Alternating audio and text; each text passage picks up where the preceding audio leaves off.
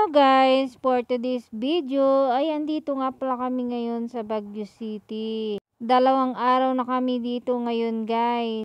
Andito nga pala kami sa bubundukin kasi bundok talaga dito kung saan nakatira ang aking kapatid na babae. Napakaganda dito guys kasi napakaganda ng mga tanawin. Paglabas mo ng bahay, makikita mo kaagad yan, yung mga bahay-bahay na yan. Tanaw mo dito kasi nasa taas ng bundok yung bahay ng aking kapatid. Mapamangha ka talaga sa ganda. At ayan nga pala yung daanan papuntang baba. Tanaw na tanaw mo talaga yung kagandahan. Bukod sa napakagandang tanawin ay napakalamig din dito. Lalong-lalo na sa gabi at umaga. Pero pag tanghali, hindi na siya masyadong malamig kasi mainit-init na dito.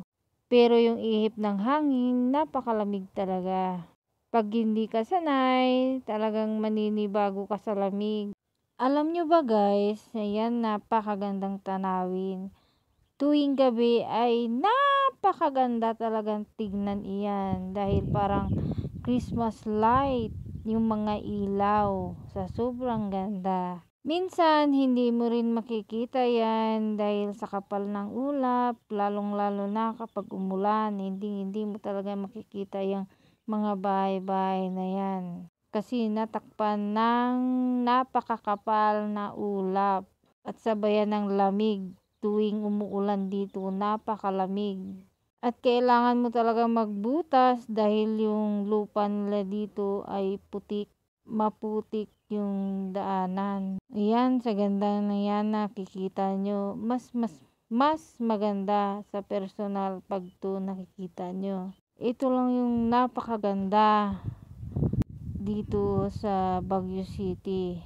Sabi nga ng anak kong babae, hindi na daw siya uuwi, dito na lang daw siya. Kasi gusto niya yung lamig dito kaysa doon sa lugar namin sa Ilocosur. Napakainit talaga doon. Dito malamig talaga kahit tanghali.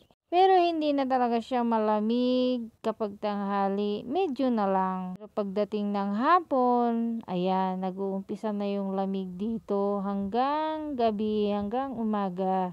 Pag may experience mong pumunta dito ay talagang balik-balikan mo talaga sa sobrang ganda ng tanawin at lamig ng panahon dito sa Baguio.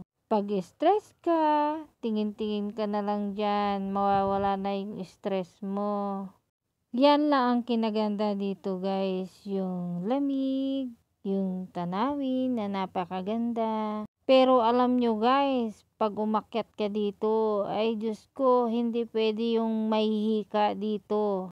Kasi kung mahihika ka, mamamatay ka talaga sa akyat ng bahay na bundok.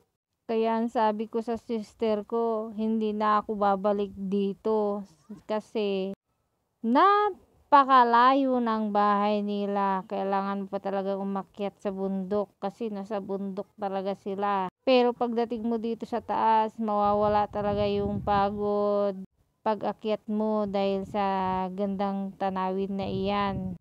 Yan lang ang kinaganda dito guys, ng napakagandang tanawin.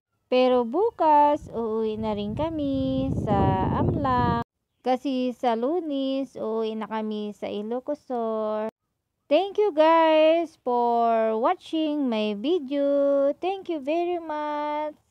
Bye-bye and God bless to us.